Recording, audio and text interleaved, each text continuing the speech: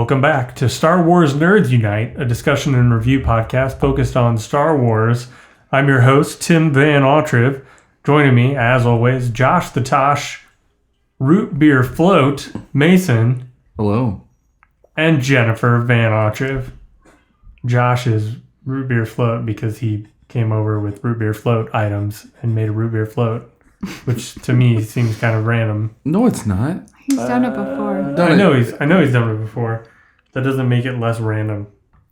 Who doesn't like having a Root Beer Float? Didn't suggest that no one likes it. I'm suggesting that it's strange. It's the to summer. Suddenly appear with it. We almost hit triple digits on the dial today. It's the perfect time for a Root Beer Float. Perfect time. You know what else is the perfect time for? Talking about Obi-Wan Kenobi. I thought you were going to say to talk about a new TV series that had a point. But burying the lead. Sick burn. Okay, so usually what we do is Jennifer gives us a really in-depth synopsis, and I'm going to appreciate that specifically for this episode. Did you because you fell asleep in it? Is that what you're talking about? May or may not have fallen asleep at the end. Did you draw a map of all the nondescript hallways? Okay. No. Okay, why don't you break it down for us, and then we'll do letters. This is episode 4.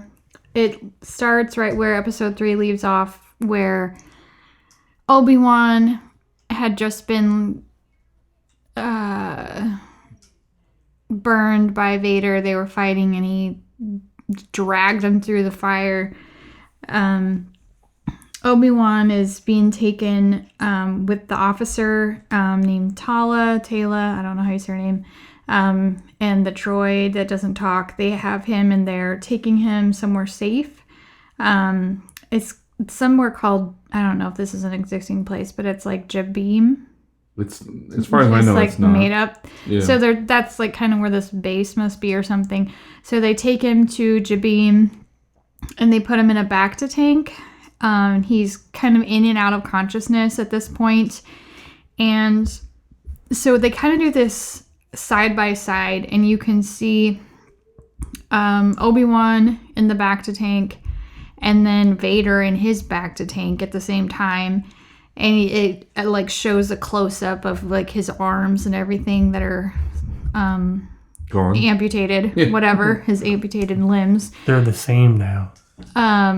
They're not exactly They're the same. They're just going through a similar experience. I know. That was the vibe that I got, though. But, just to really point out the pain that Anakin inflicted by dragging him through the fire briefly and then letting him go. It lasted like 2 seconds, though. So Obi-Wan is... Imagine the pain Anakin Skywalker was in. Obi-Wan is starting to have... Like, he's in and out of consciousness, but he's having flashbacks about their fight, and he can hear... Vader talking to him, you know, things that he was saying before, like he is what he made him and all that stuff.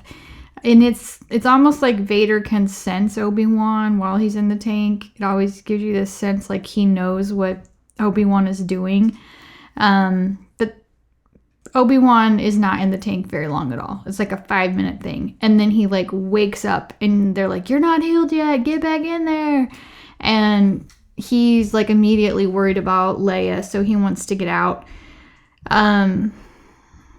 So then it shows Leia. She was taken prisoner by Reva, and so she takes her back to their base that they've shown before, and she's in handcuffs and like it looks like an interrogation room or something. And Reva's trying to get information from her. She tells Leia that, oh my god, it's like in my head now that like now I have to do it wrong. Now every time I see the written word I have to do it wrong.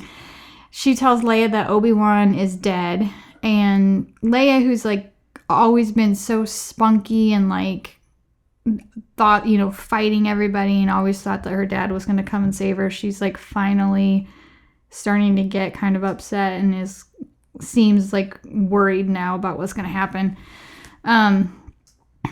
So Obi-Wan back on Jabim, Obi-Wan and the officer are trying to get somebody named Roken to take them back to where Leia is, and he resists at first, and then you get this little sob story about how his wife was killed by the Empire. She was force sensitive, which mean like it has nothing to do with anything unless she was some important person. I don't know, but it was like a very quick story for sympathy, and then you're like, okay. And then he changes his mind. He was like adamant, like, there's no way I'm going there. No We're not way. putting everybody's lives at risk for one girl. And then literally like 2 seconds later, he's like, well, my wife died.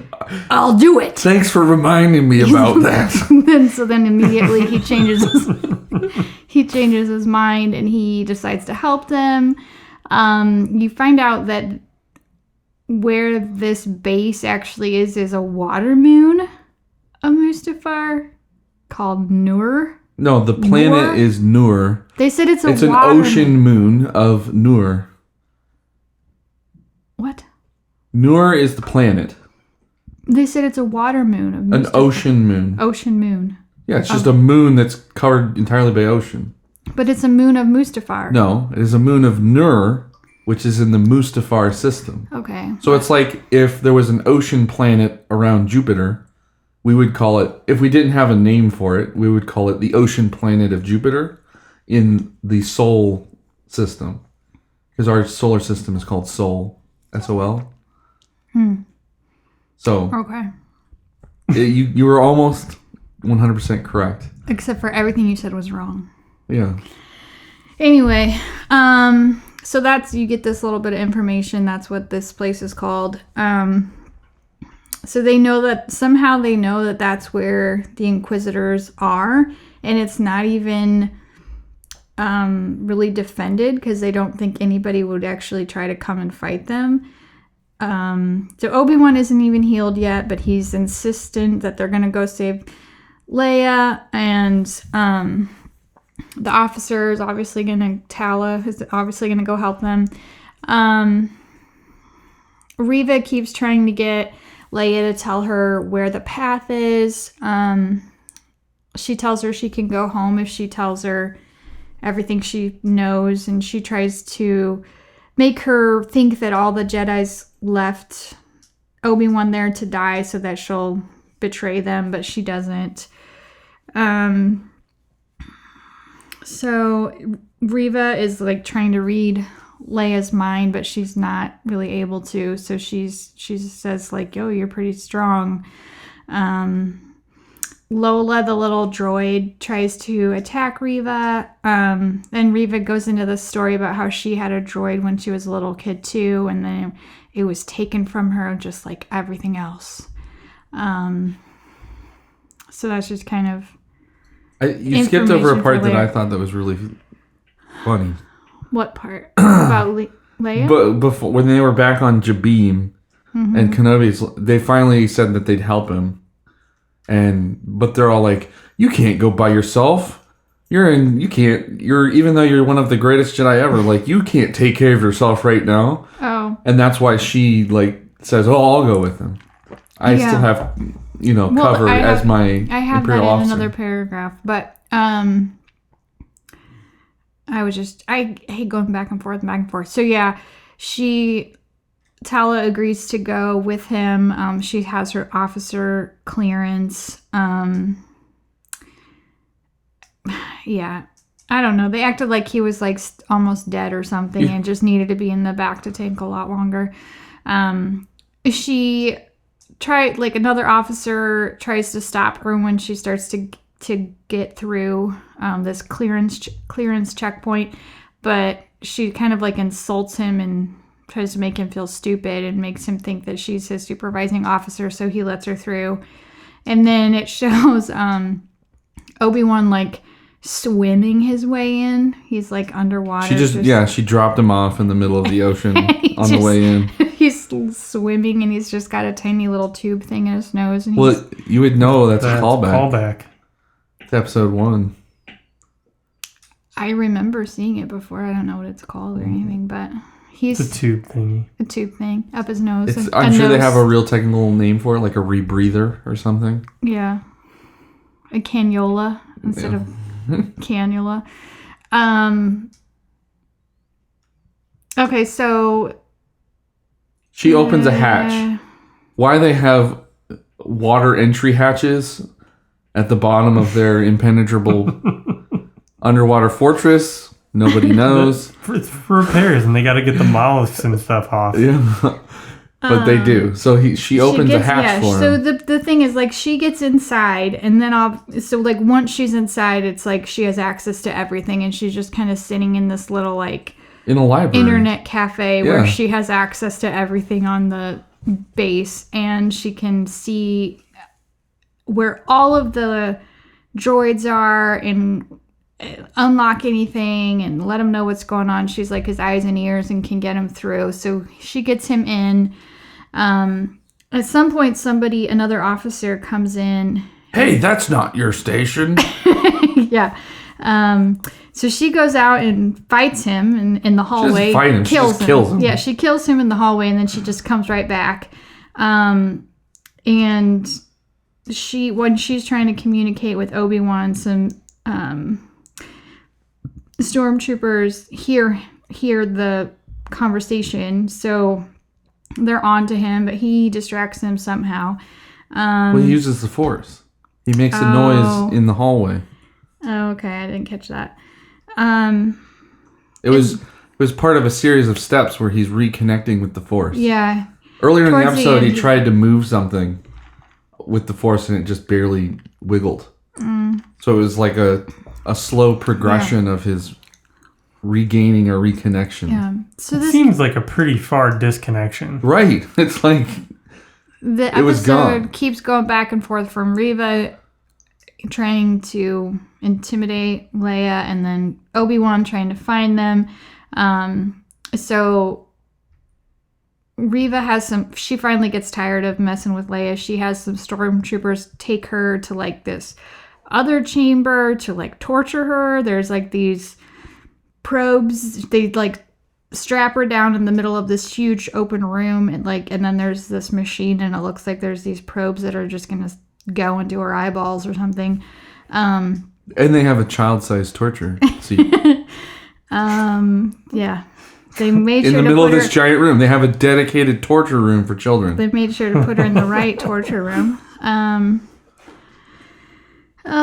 So then Obi-Wan is making his way through, and this, they didn't really know what this like base was, why it was there, or what they were hiding or whatever, and he finds this tomb. It's like a hallway, and I don't know who these people are. I'm sure you probably do. There's just a whole bunch of, it looks like they're frozen in carbonite or whatever it is. It's not carbonite. It's Star Wars amber. Okay, Star Wars amber. That's not an actual name, but I mean it's amber colored, right? Yeah. It was like they were just preserved, like when you have like a fly insect or something, a piece of amber. like in Jurassic Park, like the mosquito. That's what they look like, but it's people. No, the mosquito. So did you know who any of those So people the first one that he saw is the only one who is like remotely well known, and he's only well known from the Clone Wars cartoon. I'm trying to remember his name. I'm looking it up. It's not. He was in like one episode. His name's like Coleman something. Why is he so well known if he was only in one episode? I said he's the only one that's even remotely well known. The other ones, one of the kids was from the opening of the show. Mm-hmm. And then the other ones were not well known. Yeah, there was like one that looked like a youngling from the beginning. And he still had his little hat on, his little helmet thing.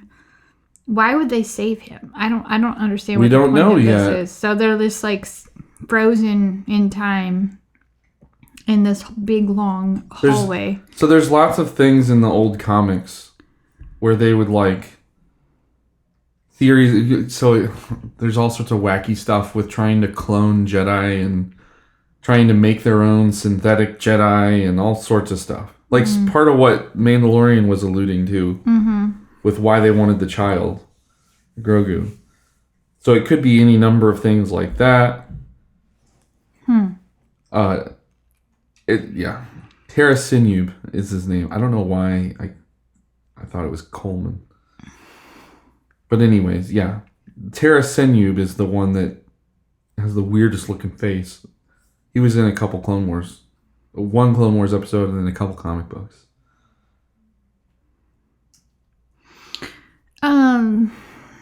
Okay, so he's in this big long hallway and he's making his way trying to figure out where Leia is, and it's getting more and more intense. Like these probes are just making their way closer to her eyeballs, and he hears her scream. Yeah, he's starting to get closer, and then some stormtroopers. I think the droid that, like, the surveillance droid or whatever, finds him finally, and then there's all these stormtroopers, and he... That was not that yet. Oh, it wasn't? No. So he hears her scream, and he says, I need a distraction. Or whatever. And so she turns off all the lights, and... the officer is trying to get Reva out of there so he can get closer to her. So she makes up a story about how she knows where the path goes. Yeah, she pretends that she was a spy this whole time, and Reva doesn't believe her really at all, but she keeps telling a more and more elaborate lie about how she knows all this information about the path. And so she's gonna have somebody go take her to a different, probably adult-sized interrogation room. Probably an adult-sized chair for this one. Yeah. So she's about to take her off, and then there's like Obi-Wan turns the lights out. Yeah, and then you can hear the noise. Saves Leela. And Lola. But I was gonna say when he's like, oh yeah, once he has her, that's then when the the seeker droid sees them. So that's when he's trying to get out with Leia, and there's stormtroopers that find him. The seeker droid gets him and everything, and so all the he alarms start blaring. he actually has to fight, and he's getting. You can tell he's gotten a lot better all of a sudden with his lightsaber. He looks much. Yep, he's deflecting bolts. Yeah, he's fighting. He's going from deflecting bolts to actually targeting people with deflecting the bolts. Right. So it's like a training montage. Yeah, so all in one. Going down this hallway forever. He could barely move something with the Force, like earlier in the episode. A few minutes ago. Yeah. Mm-hmm. So I don't even know how he gets back with how they all three merge back together. Well, so once the alarms go off, Reva's like, get them, and she runs off and tells these two, sucker officers, take her to the interrogation room, adult size, and she kills them. Yeah. And runs off. And then they meet up somehow. She presumably figures out where around he's at, and then there's a sequence where he blocks one of the blaster bolts into this transparent steel, and it starts cracking. And the ocean is about to come in. Right, the other side, there's this big long hallway with just glass, and they're underwater. Transparent steel. Yeah, transparent steel. Yeah. That's what it's called. So he's using the Force to hold the water in. And this is a very, very goofy scene. When he's holding the water, and then he tells Tala to just take Leia. Just go, I'll hold him off, I'll hold it off. And then they run to, a door.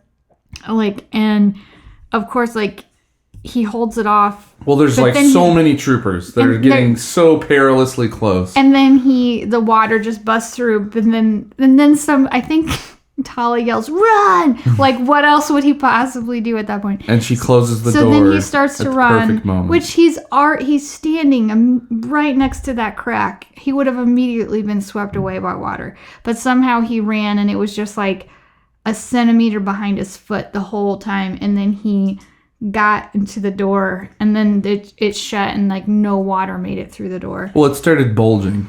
The door started bulging. Yeah. So then this part's funny.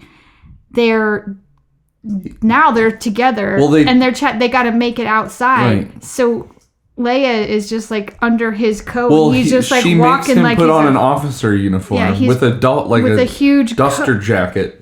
And Leia's under him, and he just looks like a really big guy, waddling with the little girl under him. And all the alarms are coming off. The other Inquisitors are coming together. in. Yeah, stormtroopers are racing past him, and he's just waddling by.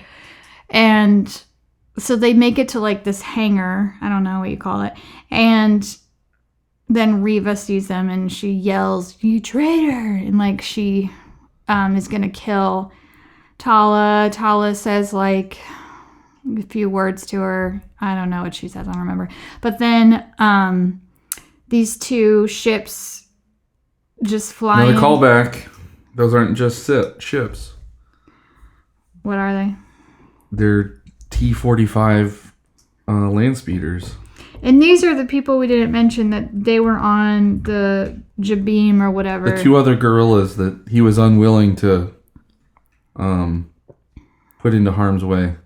Yeah, he didn't want... The guy whose wife died didn't want anybody to get hurt, and he didn't. And they only had these two little tiny ships, and they were... Sorry, they're T-47s. They were like, we can't do this, blah, blah, blah. But then they showed up right in the nick of time, and they start shooting at everybody in the hangar. And so the three, Obi-Wan and Leia and Tala, run, and they hop into one of the ships with the female pilot. I don't think it ever said her name. Maybe it did. And then there's another ship with Wade, I think is the pilot's name. And he's like, go, go, go, I'll cover you. And so he's like shooting at Reva, and she's blocking it and everything. And Obi-Wan and that ship like get away, and then Wade turns around to follow them, and Reva just like picks up some random thing and throws it at him, throws it at the ship, and he like he can't even see it. He thinks he's like made it. He thinks he's good to go, and then he explodes. And so then they have to go back without Wade. But there was a little moment with Leia and Obi-Wan getting even closer. I like think she was holding his hand or something, and she was the whole time though. Reva was calling him Obi-Wan, so like there's no illusion no ambiguity now that his name is Obi-Wan is dead. Yeah. Yeah. Oh, I think okay. Yeah, I did write this down. I thought I forgot this. So then after they get away, Vader comes in. He hasn't been. He's on this base the whole time. Right? No, he wasn't there. He was at Mustafar. That earlier when they mentioned that it was in the Mustafar system, that was one of the reasons why there's no security, because it's Vader's where his castle is. So like no one would be stupid enough to go there. Okay, so Vader comes in. I thought he was there the whole time. He comes storming in after Reva and puts a force choke on her, and he's like, I told you what would happen if you mess us up. And she lies, and she says that she let them... She doesn't lie. She says she let them go on purpose. She did. There's no way she let them go on purpose. Did you miss the most obvious thing in the history of television? Did. I know what she did, but she wanted them so badly. I don't think she could have ever just let them go. Like, she had them. Why would she let them go? Because she put a tracker on the droid. I know. But so that she could figure out where they're going to capture everything. So desperate to get them. I don't think she would have let them go. If she could have, she would have killed them. Why else would she put the tracker on the droid? As a backup plan, maybe. Then it's a really intelligent backup plan. I don't think she lied. I think she just did it to cover herself. I don't. I think she could have easily thrown that box at the other one if she really wanted to. Well, yeah. So anyway, she says that she let them go on purpose, and she put a tracker on the ship. And it's actually Lola, the little droid. She put some kind of tracker on her. Her eyes are red now. Like evil. Evil Lola. She's an evil droid now. The lady pilot her name is Sully. Oh. But you did get the other one's name correct, Wade. And then the other dude was Roken. I think you said that earlier. I did, yeah, his name was Roken, the one whose wife died. Yeah. But those are the only people you saw on Jabeam, I think. You want to hear a weird thing? Sure. Who did that Roken dude look like? Did he remind you of anybody? I didn't look at him that close. He kind of reminds me of that one guy that you guys don't like. the actor that Tim didn't like in that book? I don't remember. He's the son of a famous rapper. Does that help you? Oh, no, I didn't look at him that close.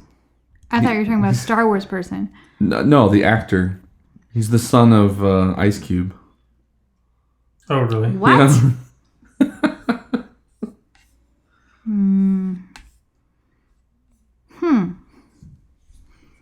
Well, good for him. So yeah, that's how the episode ends. Is they're flying somewhere, presumably back to Jabeam. I don't know. With the tracker on their ship. Yep. And I think there's only like 2 episodes left. Really? Yeah. Wow. And then one of them comes out tomorrow. Yeah. That's crazy. Total bridge episode. It was completely a bridge episode. Let's raise the stakes by lowering the stakes in the same episode. Let's go to the most dangerous place in the universe and get out. So that way we really feel bad about their chances of making it next week. Well, they might do some more bonding. How does nobody sense what Leia is when Vader's near her and Reva is like literally trying to penetrate her thoughts? Like, how is she not tell? So I guess the most generous way to approach it is Vader didn't recognize Luke at first. Like, because he was so like clouded by his hate and he was lied to. The Emperor told him that Padme died and she didn't have kids. So he had no reason to believe otherwise. So that's like the most forgiving way to approach it. Yeah, but he can just like sense everything Obi-Wan is doing, and like. But he has a deep connection to Obi-Wan.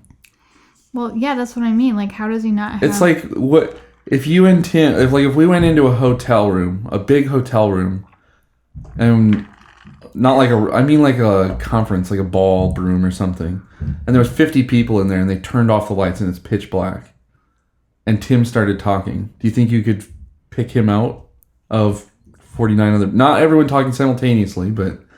Just him talking, and then me talking, and then another person talking. Would you be able to figure out? You think I could recognize my husband's voice? So you have a connection. You've established. I have ears. Well, it's the same. It's the same thing through the Force. Like, you can sense things in the Force. He can probably sense the equivalent of Obi-Wan's voice. He's familiar with it, but he's never approached Leia in that way, right? Yeah, I guess. He's never had any connection with her outside of this plot, and he still hasn't actually seen her. They've never been at the same place at the same time. Well, they were on that planet together when he was force choking everybody in the street. She was right inside that. Yeah, but he didn't know she was there. And it's not like she was actively using the Force for anything. That's like... the generous telling of the story. I agree. The story has no point other than to make people watch TV.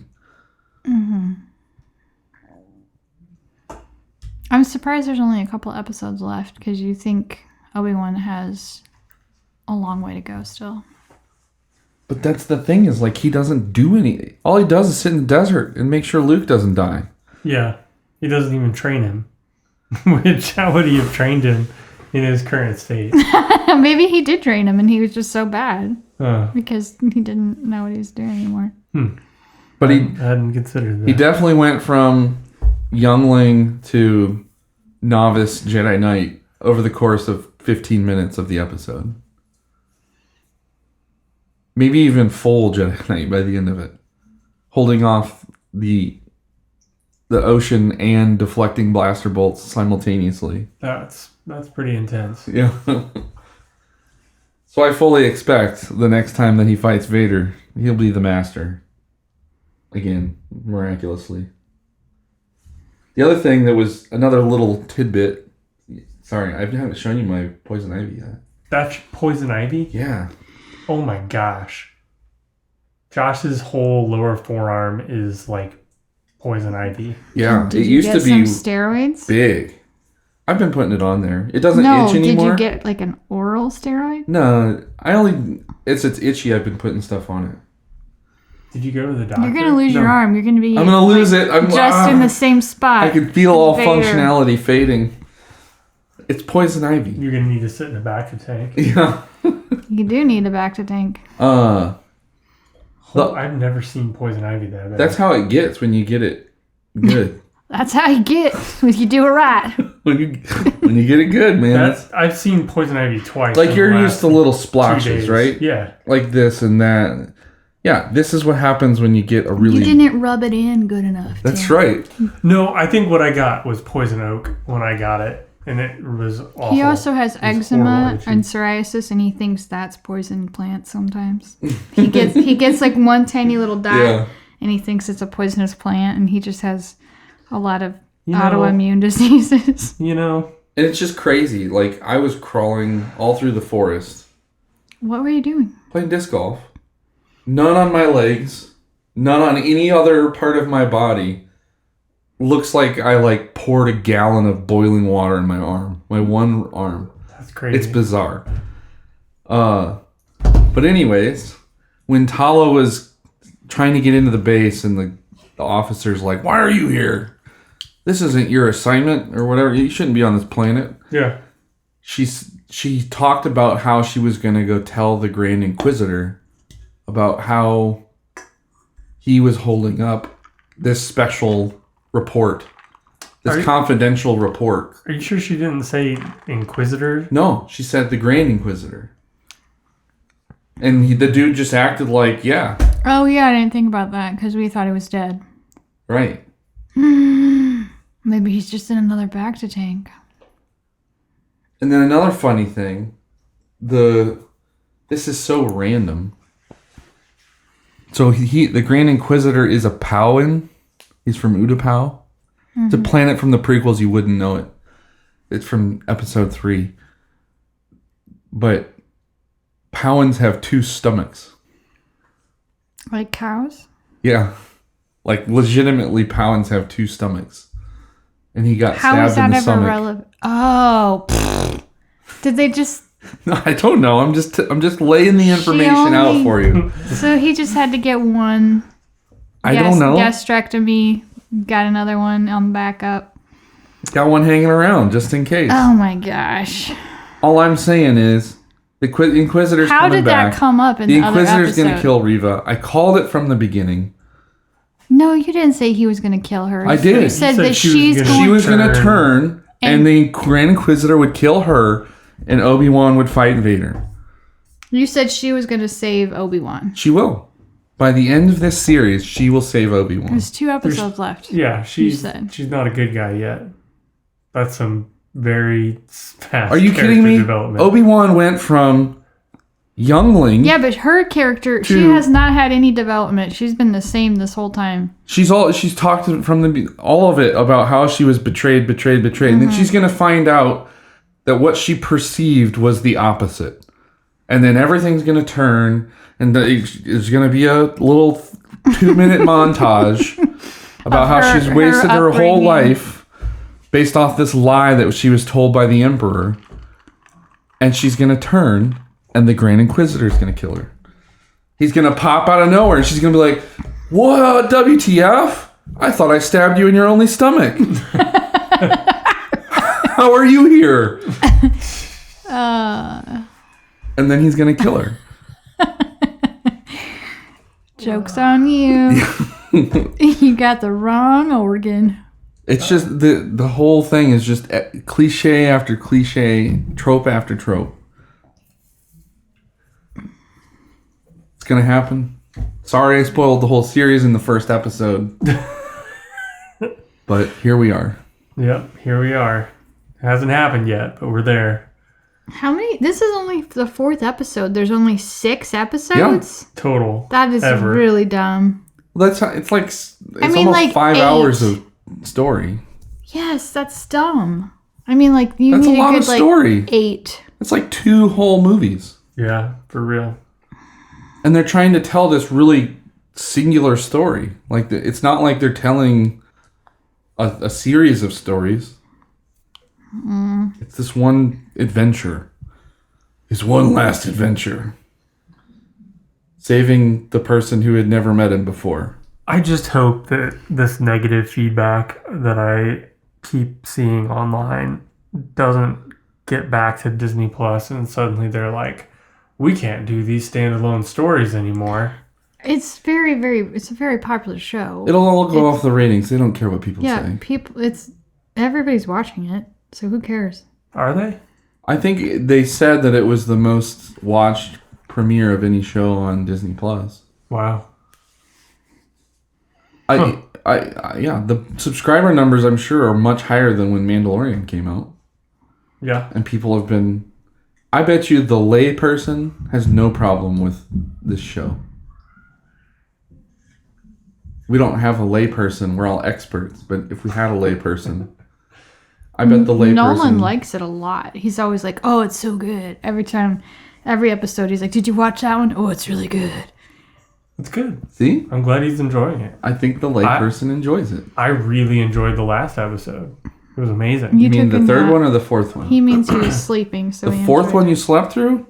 Or the third one? The third one. Okay. No, the one that we just talked about. I did not sleep through the whole episode. Let's be clear. Oh, but I'm asking which one you really liked. The third episode. Okay. The one where Vader showed up and they had that fight. Okay. Okay, so I think it's lightsaber rating time. I feel like I shouldn't score it, even though...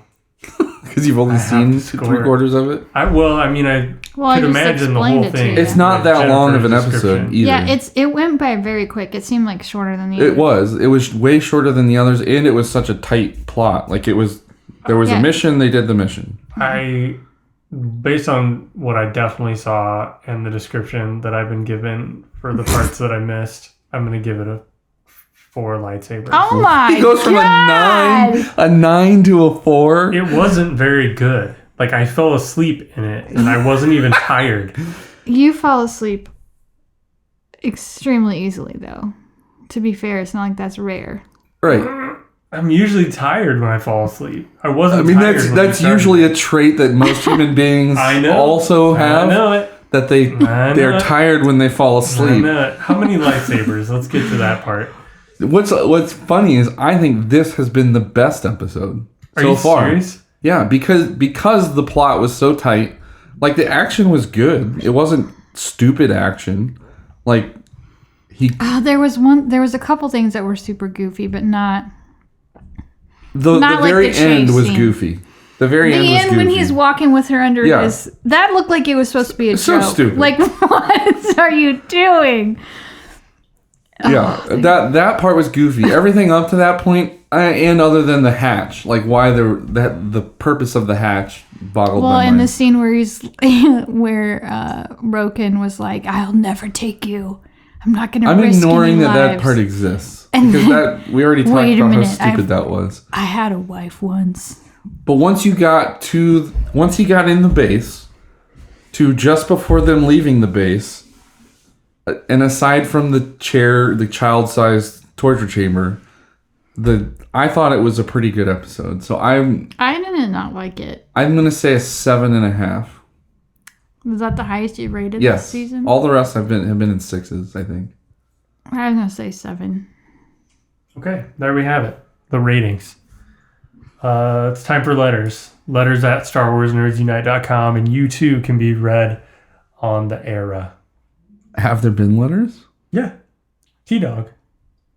He sent a letter. Was that? Yeah, I guess that was last week. Yeah. We're out of sync. I was gone all weekend and we missed our normal recording slot, so we're out of whack. He says, this is from T-Dog, a regular emailer. He just got engaged like a couple days after he sent that. Mm-hmm. Congrats. He's very excited about it. Oh, yeah. Congrats. Marriage is bliss. What's up, SWNU crew? First of all, it's great to have you guys back. ! Heck yeah. Secondly, I'm fully with Mason that there was absolutely no need for the Kenobi show. Let him be a hermit and age in the desert. But since Disney decided to make it, I am fully on board. Yes, it is unnecessary and may create more plot holes, but anytime there's more Vader, I'll never complain. I could care less that Leia, Leela, Lola, or whomever doesn't remember Kenobi in A New Hope. It's funny because you did that still this episode. I know, it's like a thing in my brain now. No, now it's like a thing and I can't undo it. That would be an unintentional thing. I said you're unintentional. Yeah, I'm not doing it on purpose, but now it's like... I do it intentionally. I know you do. Whatever. Go ahead. Or that Reva doesn't seem to be liked very much. She seems like an ambitious Darksider, and Star Wars has never been about the acting. It just seems like this show is being so nitpicked that people aren't just watching it and enjoying it anymore. I mean, seriously, Vader walking down the street, force choking everyone is amazing. So everyone out there, just chill when watching it and enjoy it. Who knows when we'll see live action Vader and Kenobi again. 10 out of 10 red lightsabers for me. Keep the episodes coming. Thanks for finding time to entertain us. T-Dog. P.S. That was clearly a boy talking to Haja. So there's another one reminding us of that. I forgot he said that. Thank you for the letter. Yes. We had discourse via email, all three of us did. So know that when we read you on the air, we're probably also going to reply to you via email. So how much fun will that be? It's super fun. It is fun. So Do you want to read what was written on Discord that should have been an email? What was written on Discord that should have been an email? If you can find it quickly, huge, right here. You can read it. You can read it. You're the reader. Oh, it's from Jesus. Mm-hmm. Jesus says, first off, Tim, I also rate this up a 9. Vader was the scariest he's ever been. I loved the interaction between Leia and Ben. Yes, I'm calling him Ben until he calls himself Obi. I thought it was a great episode. On Vader's voice, James Earl Jones is credited, but also Respeecher, which is the same company that did Luke's voice in... Oh, thanks, Siri. Siri thinks I'm talking to her. Respeecher created the original 1977 Vader voice. Also, no, you skipped a thing. Respeecher, which is the same company that did Luke's voice in Book of Boba Fett's Mandalorian episode. Sorry. So James Earl Jones delivered the lines, and Respeecher created the original 1977 Vader voice. Also, I bet Hayden delivered some dialogue because Vader sometimes sounded more like Anakin than Vader. Also, I think that's Hayden in Vader's suit, right? Pause. In those episodes, it's not. There's 2 stunt doubles. There are times that he's in the suit, but like pretty much anything where he's got the mask on, it's not him. But Hayden is in it? Hayden was in the episode where you're like, there was that weird creepy guy in a brown cloak that all the Jedi wear that was looking at him really evil-eyed. That's Hayden Christensen, otherwise known as Anakin Skywalker. Yeah, they could have just... Made it more obvious by making it the actual actor who played the character in the movies? I agree. It was far away. They didn't recast it at all. It was far away. Okay, I didn't know he was actually in it. So cool. Continuing. Again, it looks more like Anakin than Vader, especially when he bent down to lift the minerals. On the plot holes, the "Help me, Obi-Wan Kenobi" message from episode 4. That didn't make sense since 2002. Obi never served Bail Organa, not even in the Clone Wars. So that's bad exposition writing from 1977, but also Leia ends the message with a very personal "help me," not a "help us," as in the rebellion. Yeah. So she does know him. And at the end, I think he let them go. He's toying with Ben and possibly tracking them. He did the same in episode 4 with the Millennium Falcon. Interesting foresight that he wasn't tracking them, but now that he is. Reva's tracking them for him. Again, love this episode. Awesome Easter eggs. Quinlan Voss, he's in the next episode, right? And love that the podcast is back. Should this have been an email? Possibly. Is Jen always right? Definitely. Is that why you wanted this to get read? No, it was really. 100%. Oh my gosh. Oh my god, it was That's a really long absolutely message. why she wanted it to be read. No, it wasn't.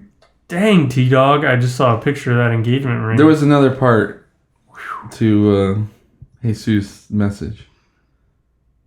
He wanted to say, also, the Grand Inquisitor is definitely dead. Vader cuts off... not dead. I'm sorry. So you can tell that Jesus typed this while he was enjoying some beverages and typing on his phone. He was definitely on his phone. I don't know about beverages. But I think he'd have to be by adding that Jen thing in. But Oh so my god. Yeah. Good so one. the Grand Inquisitor is not dead. Vader cuts off Reva before she says what happened to him, and Vader refers to him in the present tense, not the past tense. So more evidence towards the Inquisitor coming back and killing Reva. Okay. There it is. So we also have a Discord. I forget how you even get to that. You go to our website, and there's a link on the right-hand that side. says Discord. That's right. StarWarsNerdsUnite.com. There's a lot of conversation on there. I have not been on there in a while, and that's my bad. But I'm catching up with my life. He's usually catching up with his Z's more than I'm anything. getting things more organized, and I'm being able to respond to things. I'm reading the Facebook messages. I'm checking all Facebook my emails. messages? All of them. Oh, you mean are not related to The this? personal Yeah. messages I he got gets. you. He's starting to read Yeah, his own that's messages. a whole thing where like he wants to be in Facebook Messenger groups, but then he will literally never look at them. Mm-hmm. But yeah, it's good. You have been responding. Yeah. I've noticed it. Thank you. Thank you very much. Okay. Now that we've established all of those things, especially Jen always being right, we're ready to end this podcast. Signing off. May the force be with you. May the force be with you. May the force be with you.